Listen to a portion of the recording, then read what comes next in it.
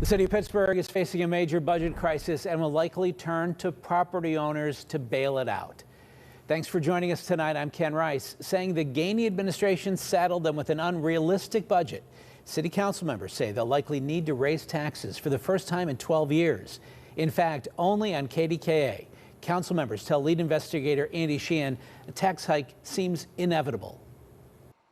It's like political suicide, right, to raise taxes. Everyone's going to be mad at you. But members say the Gainey administration has left them no choice. Though faced with an end of federal COVID funding and plummeting building valuations, the administration has called for no tax increase, presenting a budget underfunding the decaying city fleet and runaway overtime in the understaffed police and EMS bureaus.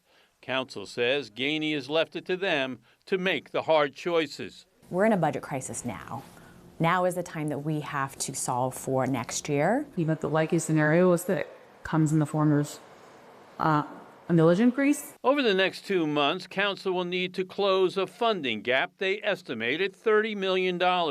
In the first of many hearings, Controller Rachel Heisler told them they'll have to make significant cuts in departments across the board, but also need to come up with new revenue, most likely from a real estate tax increase. You believe there's no way to balance this budget unless you raise taxes? I'm saying this current budget will not get to balance without additional revenue next year.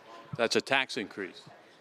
Additional revenue is necessary next year to get this budget to balance. Though they would hope additional money could come from the city's nonprofit hospitals and universities, an agreement for payments in lieu of taxes does not appear to be imminent. I think that a tax increase has to remain on the table. And saying the city can't cut its way to a balanced budget, Councilwoman Barb Warwick says she's preparing a bill that would raise the property millage rate, though she hasn't determined by how much. When we talk about cuts, I think it's important to remember that that means cuts to the services that we provide the people of Pittsburgh, whether that's making sure that the ambulance can get to your house quickly, whether that's making sure your street gets paved, or making sure that the pools are full. Council members say the budget presented to them is a fantasy, and over the next 2 months, they need to come up with a balanced one.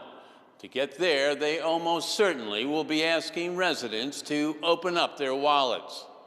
Reporting at City Council, Andy Sheehan, KDKA-TV News.